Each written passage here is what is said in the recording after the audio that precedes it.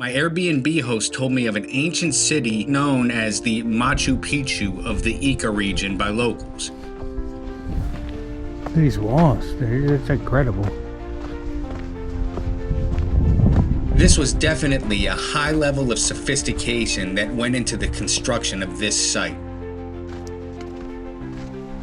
How cool is this? Some solid construction. Don't forget to hit that subscribe button if you haven't already. I've been working on a lot of videos that I'm planning to release here shortly. And with that, let's get into this site.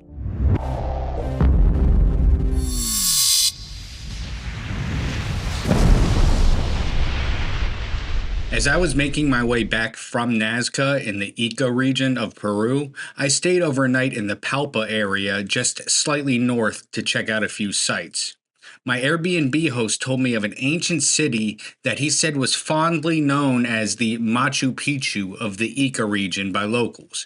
It was a site I'd never heard of before, so I decided to add it to the itinerary, and I made my way to check it out.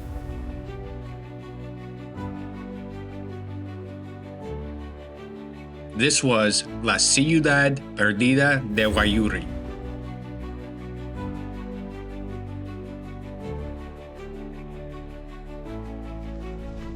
So the site, the principal site spans about 12 hectares, which is amazing, but the area that they utilized was 22 hectares. The city and its people flourished between 1150 CE and 1450 CE, and the location, being tucked into a ravine between the mountain ridges, likely served the culture well for multiple purposes at the time, offering both a defensive strategic position as well as affording the opportunity for layered terracing along the mountain slopes in order to sustain agriculture. Some solid construction. Walking up to the first structures, there were a ton of pottery fragments, but looking into what I thought was a pit revealed that it was actually a large piece of ceramic, fully buried. Perhaps it had been covered over time due to the elements, but it's also possible that maybe food was being stored, and being placed underground may have helped with the preservation of this resource.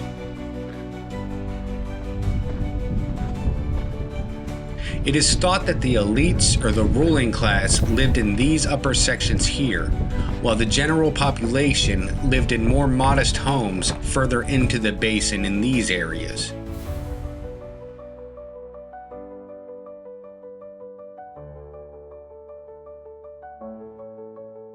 There has been archaeological evidence in some places at this location that indicate layers of occupation which actually date back even further to about 100 CE.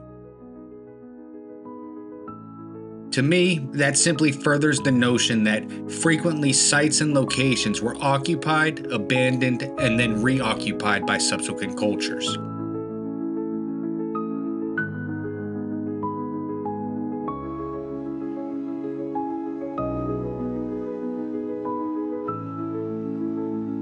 This is the path I took headed through the site.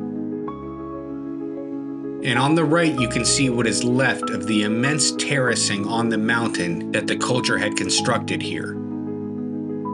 And this ancient road went through the entire site.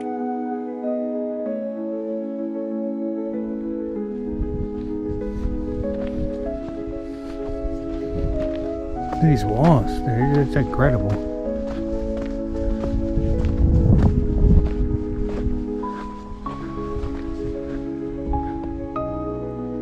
Most cultures here on the coast specialized in using adobe bricks and mud mixed with thatch and reeds for their structures. Holy hell. It doesn't stop. And stone construction like this was mainly found in the highlands, And so it's been assumed that the Huayuri were an offshoot of a civilization that came down from the highlands and likely commingled with or influenced the local Paroma culture and then settled in the valley here.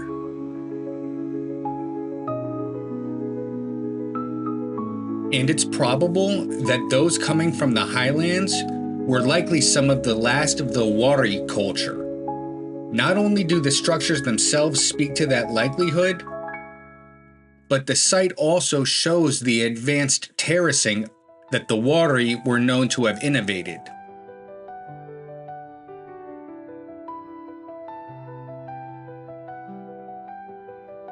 Seeing how high the walls were that still stood, I could only imagine what things must have looked like when this was a thriving city. Wow, even all the way over there.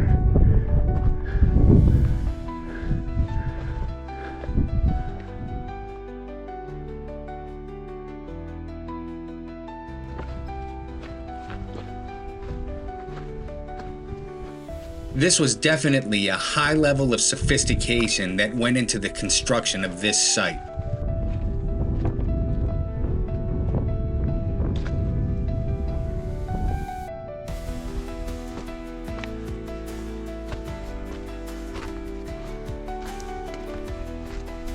How cool is this?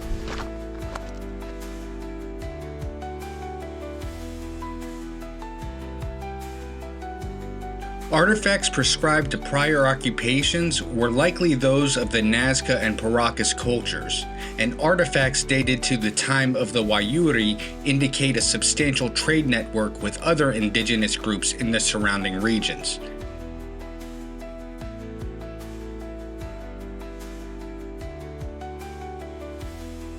From the drone you can see channels going through the city, and archaeologists have found that these would help disperse the rainfall to other parts of the city. Evidence of llama caravans have also been found, which, naturally coming from the highlands of Peru, suggest probable conflict with the Inca Empire. That conflict, in addition to a lack of rainfall and the encroaching Spanish conquest, are the circumstances believed to have led to the downfall or abandonment of this location.